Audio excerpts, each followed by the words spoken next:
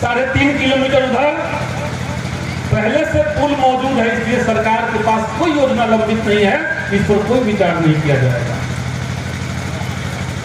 अगर हम सामान्य तरीके से चलते तो हम जनता के बीच में आते, हम उनको कहते कि देखिए हमने चुनाव में मुद्दा बनाया था, हमने विधानसभा में उठाया, सरकार ने मना कर दिया, ये देखिए वीडियो सरकार ने मना कर दिया, नहीं दे रही है सरकार, हम तो विपक्ष में क्या करें, ये कर सकते थे। लेकिन एक जो छात्र आंदोलन का तेवर था, सत्ता को झुकाने का जो एक विश्वास आप लोग के समर्थन से मिला, हम लोगों ने समदा में जाकर के बैठक की, वहां पे तमाम साथियों से चर्चा हुई कि सदन से खारिज हो गए हैं, सड़क पर आंदोलन करना पड़ेगा, क्योंकि जब सदन बहरी हो जाए तो सड़कों के आंदोलन की गूंज से सदन को नियंत्रित किया जा सकता है।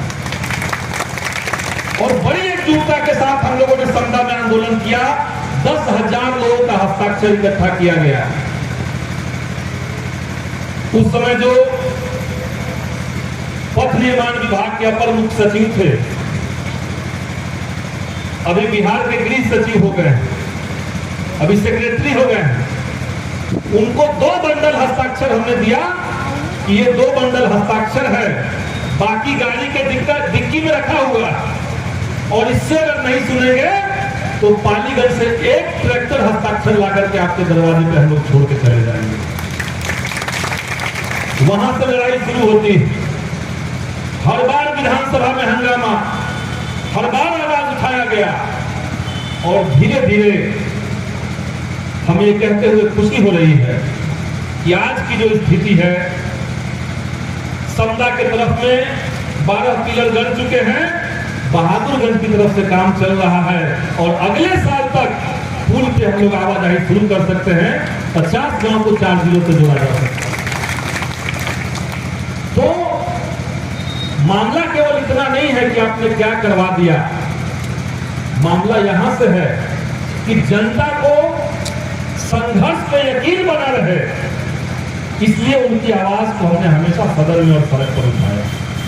वहां के लोगों को रजिस्ट्री करवाने के लिए विक्रम जाना पड़ रहा है, और सरकार विकास का ढिढोरा पीट रही है, वहां सदन में हंगामा हुआ, और आज आपके यहाँ रजिस्ट्री कार्यालय चल रहा है।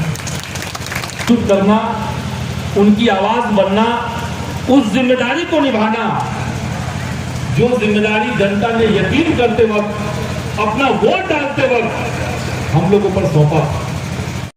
विधानसभा स्तरीय लाइब्रेरी, एक और पुस्तकालय बन करके तैयार है कोदहरी गांव में, जिसको चिक्सी टारी आप समझ सकते हैं, वहां पर एक पुस्तकालय तैयार है, और धाना में जो मठ के बगल में जमीन है, वहां एक और पुस्तकालय बन रहा है। तो हम लाइब्रेरी कल्चर को स्थापित करेंगे, और ये लाइब्रेरी जो बन रहा है, ये इसलिए नहीं बन रहा है कि यहाँ पर कार्यक्रम होंगे, यहाँ पर लोग बैठ करके ताश खेलेंगे, लोग सोएंगे, इसके लिए नहीं है।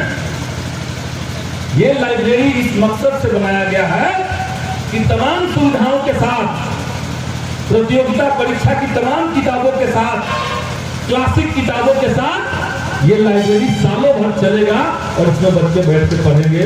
ये हमारा विजन काम कर रहा है। खाने में भ्रष्टाचार कम करेंगे। और आपको याद होगा बिहार विधानसभा के अंदर जब हमने ये बात कही, हमने मुख्यमंत्री से कहा कि आपने बिहार के अंदर वो सिस्टम बना दिया है, जब किसी का सर फूट जाए, थाना उससे भी 5,000 ले लेता है, और जो सर फोड़ दे उससे भी 5,000 लेता है। ये हमने विधानसभा में कहा। हमने बिहार विधानसभा में कहा कि ब्लॉक से लेकर के अनुमंडल से लेकर के सचिवालय तक सब जगह पे नीतीश कुमार की सरकार ने रेट तय करवा दिया। पालीगंज में हम लोगों ने प्रयास बहुत किया, तमाम साथियों को याद होगा, ब्लॉक में एक बार नहीं 10 बार दुल्हिन बाजार में और पालीगंज में सीओ और बीडीओ के खिलाफ अलग अलग मुद्दों को लेकर के, भ्रष्टाचार को लेकर के, जमीन मांगने के सवाल को लेकर के 10 बार हम लोगों ने आंदोलन किया।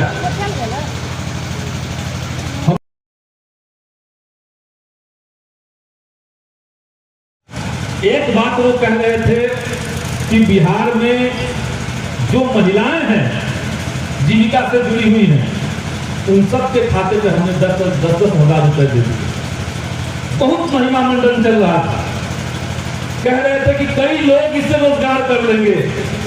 मोदी जी से हम कहना चाहते हैं, यहाँ जितनी महिलाएं आई हैं, जितने लोग गांव देहात को थोड़ा बहुत भी जानते हैं बिहार के अंदर, वो सब लोग इस बात को जानते हैं कि बिहार के ग्रामीण इलाकों में नए तरह का एक सिस्टम पैदा हुआ है।